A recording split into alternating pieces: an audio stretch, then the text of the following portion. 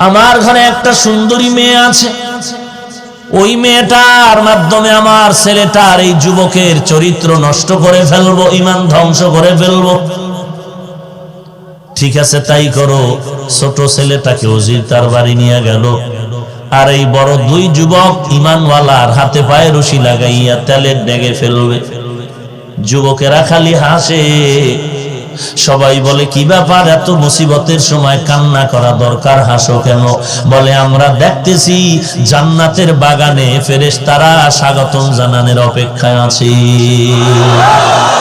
हकीकत से तू दुनिया बेखबर है, दुनिया की नुमाइश पर नजर है। नमी गुयम के अज दुनिया जुदा बाश, बहर कारे के बाशी बा खुदा बाश। जिसते दुनिया अज खुदा गाफिल बुदम, मैं कमाशो नकरा हो फरजिंदोजन। आब दर कश्ती हालाके कश्तियास्त, आब अंदर जीरे कश्ती पुष्टियास्त। ওই যুবকটি দুইজন যখন হাসতে হাসতে যাচ্ছে তেলের মধ্যে পড়ার জন্য, হাতে পায়ে রশি লাগায় যখন তেলের ডেগের মধ্যে ফেলবে, ওরা আল্লাহর নামের স্লোগান দিয়া তেলের মধ্যে চলে গেল। 2 মিনিটের মাথায় তাকায় দেখে তেলের মধ্যে কিচ্ছু নাই, খালি তেল আর ডেগ আছে। ওরা কই গেল খবর নাই। বাকি রইল একটা যুবক, ওজিরে তারে বাড়ির মধ্যে নিয়ে গেল। বাড়ির মধ্যে নেওয়ার পর ওজির এই যুবকের বাড়িতে নিয়ে একটা রুমের মধ্যে সুন্দর আয়োজন করলো, থাকার খাওয়ার ব্যবস্থা করলো। আর মেয়েটাকে বলল, তুই সুন্দরভাবে সজ্জিত হইয়া তোর একটা দায়িত্ব, 1 মাসের মধ্যে এই যুবকের চরিত্রহীন বেঈমান বানাতে হবে। রাখে আল্লাহ, মারে কে? মারে আল্লাহ। ওয়া মাকারু ওয়া মাকারাল্লাহ, ওয়া মাকারু ওয়া মাকারাল্লাহ, ওয়াল্লাহু খায়রুল মাকিরিন।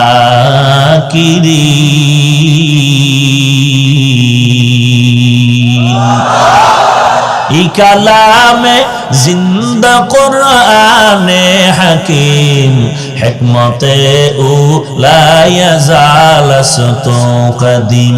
জামিউল ইলমি ফিল কুরআনে হাকিম, তাকাসারাত আনহু আফহামুর রিজালি। ভাইরা আমার, কষ্ট হয়। এবার ওই যুবকের সামনে যুবতী মেয়েটা যত যায়, একদিন যায় ফিরে আয়, ভয় ভিতরে কাজ করে। কারণ আল্লাহ বলেন, বান্দা তুই কি পরিমাণ চালাকি করবি, তোর চালাকির সামনে কি আল্লাহর জ্ঞান কম? না না, 80 বছর লাগায় মুসলমানের বিরুদ্ধে যেই ষড়যন্ত্র করবি, মুসলমান 1 মিনিটের চিন্তা করলে তোর 80 বছরের সব ধ্বংস হয়ে যাবে। এরে নবীর উম্মতের দল, মেয়েটা যায় আসে কিন্তু কাছে যাইতে পারে না। ভয়, কিসের ভয় তাও জানে না। আর বাকি আছে 2-1 দিন। মেয়েটাকে বাবাই জিজ্ঞাসা করলো, কি পারলি কি পরিমাণ? বলে, মোটেও না। আমি যতবার যাই যুবক চোখ বন্ধ করে শুধু জবান দিয়া আল্লাহর নামের জিকির করে, চোখ বন্ধ, আমার দিকে যেন নজরও না পড়ে, চোখ বন্ধ হয়ে আছে। এবার মেয়েটা ঘরে যায়, বলে, বাবা আর একটা সপ্তাহ সময় বাড়ায় আনো। বাদশার থেকে বলে, ঠিক আছে বাড়ায় নিব, ব্যবস্থা করো। মেয়েটা এইবারও ফেল হয়ে গেল। প্রায় 1 সপ্তাহ শেষ, 1 দিন বাকি। এবার মেয়েটা নিয়ত করছে, যে কোনো উপায় আমি তার শরীর টাচ করব। মেয়েটা কিনারায় গিয়া ডাক দিয়া কয়, এই আল্লাহর বান্দা, আমি হাত বাড়াইতে চাই, সামনে আগায় না কেন? কেমন যেন হাত অবশ হয়ে যায়, বাঁকা হয়ে যায়। তোমার মধ্যে এমন কি মেডিসিন আছে বল, যেই মেডিসিনের কারণে আমি হাতটা সামনে নিতে পারি না? কি ব্যাপার? বলে ও বোন, তুমি যদি এই মেডিসিনের খবর নিতে চাও তাহলে মেডিসিন তোমাকেও গ্রহণ করতে হবে। বলে করব, আমি করব। বলে করলে কি হবে? আমার সাথে ওয়াদা দাও, তুমি যদি আমার মেডিসিন গ্রহণ করো তো এই ঘর বাড়ি থাকা যাবে না, মা বাবা মানা যাবে না, চলে যেতে হবে। মেয়েটা কিছুক্ষণ বাবার পরে বলল, হ্যাঁ আমি রাজি হয়ে গেলাম। যারে দিয়া ভূত সারাবে এরেই কি পাইল? এটাই ইসলামের নিয়ম। আবু জাহাল ইয়ামান থেকে জাদুকর আনছে ভাড়া কইরা মুহাম্মদের কোরআনের মন্ত্র বন্ধ করার জন্য। মুহাম্মদ যে কোরআনের মন্ত্র বলে আর মানুষ পাগল হয়ে যায়, এগুলো বন্ধ করতে হবে। জেমাত নামের জাদুকর নিয়ে আসছে ভাড়া করে। জেমাত নামের জাদুকর মক্কায় আসার পর বলে কোন লোকটাই মন্ত্রগুলো পড়ে তারে দেখতে হবে। এবার আবু জাহাল লোক পাঠিয়ে দিল, মুহাম্মদের আসতে বলো। জামাত নামের জাদুকর রাহমাতুল লিল আলামিনকে দূরের থেকে দেখা মাত্র চেয়ার থেকে দাঁড়ায় গেল। কারণ এমন মায়ার নবী আমার, যে নবীর চেহারার দিকে নজর করলে পেটের ক্ষুধা নিবারণ হয়ে যায়। এরে নবীর উম্মতের দল, এমন একজন নবী পাইলা, ওই নবীকে ১৫০০ বছর পরে কত বেঈমানেরা চিনলো, নবীর আদর্শ দেখে মুসলমান হয়ে গেল।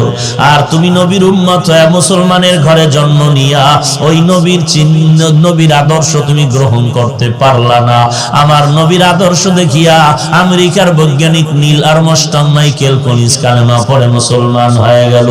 আমার নবীর আদর্শ দেখিয়া ১৫০০ বছর পর ভারতের শিব শক্তি স্বরূপজি কালেমা পড়ে মুসলমান হয়ে গেল। হাজার হাজার বিধর্মীরা মুসলমান হয়ে গেল। আর তুমি মুসলমানের ঘরে জন্ম নিয়া আমার নবীর আদর্শ মানতে পারো না।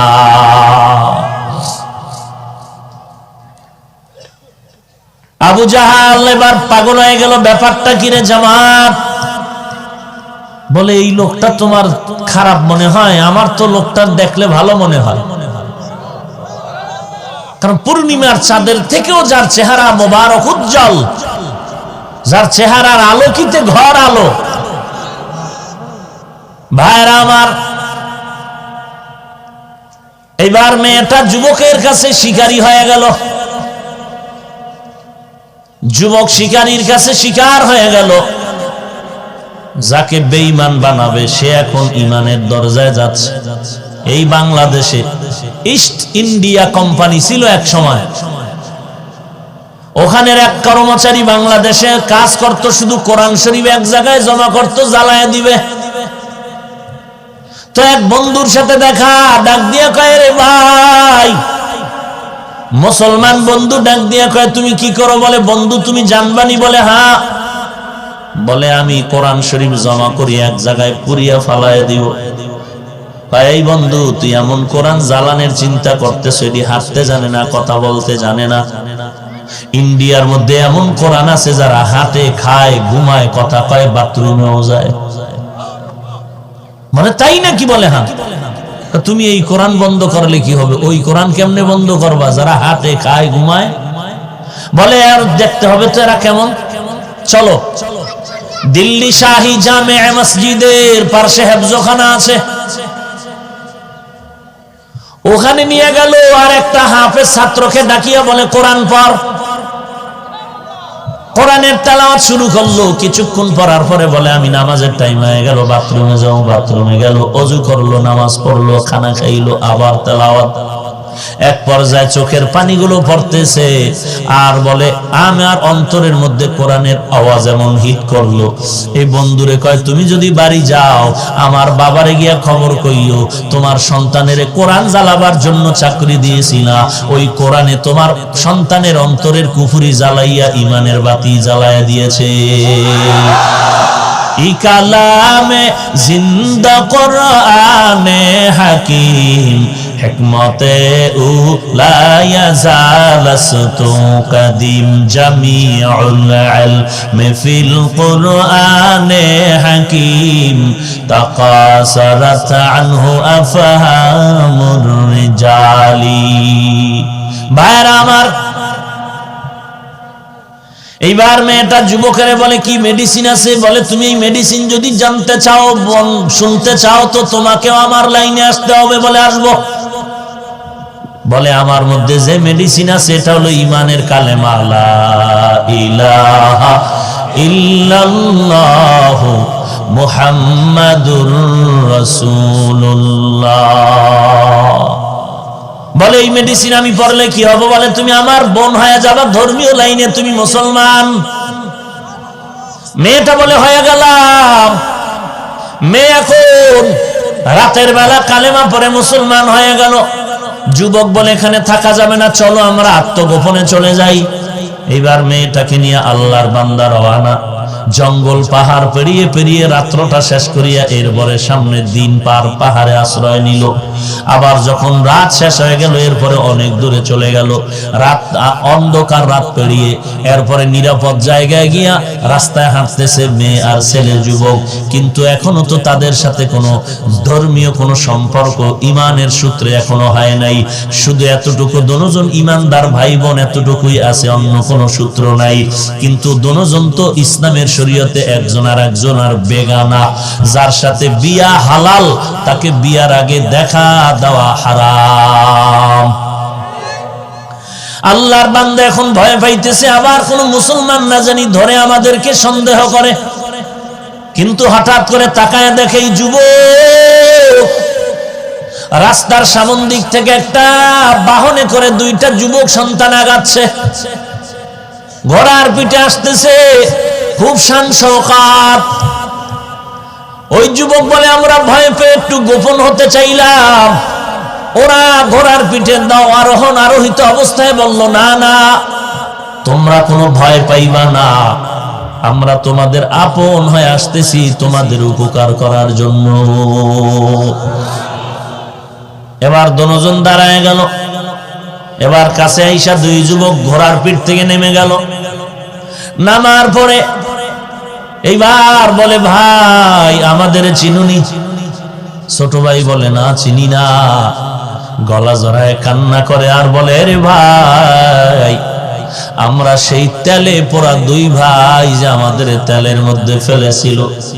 আমরা আল্লাহর জান্নাতের বাগানে ছিলাম, আল্লাহ পাঠাইছে তোমার সাথে এই মেয়ের বিবাহের ব্যবস্থা করে দেওয়ার জন্য। আমরা দুই ভাই সাক্ষী হয়ে বিয়ার ব্যবস্থা করে দিলাম, আবার বিদায় নিলাম, দেখা হবে জান্নাতের ময়দানে। ইয়া ইলাহি তু মেরা মাবুদ হ্যায়, या इलाही तू मेरा माशूक है, या इलाही मुझसे मुझको दूर कर, ताकि देखो मुझ में तुझको एक नजर। या इलाही तू मेरा सत्तारो है, या इलाही तू मेरा गफ्फारो है। ओ एलाकार पर्दार आড়ালের মা বোনেরা, ও যুবক ভাই, বিদায় বেলা পায়ে হাত রেখে অনুরোধ করে যাই, রে যুবক, জীবনভর বয়ান শুনলা, নামাজ যদি না পড়ো কি লাভ হবে? অনুরোধ করে বলি, আজকে থেকে তওবা করো, হে আল্লাহ ওই যুবকের মতো ঈমানওয়ালা বানায় দাও। ওরে বাবা, তুমি টুপি পরলে, নামাজ পড়লে তোমার ব্যবসা বন্ধ হবে না, লেখাপড়া বন্ধ হবে না।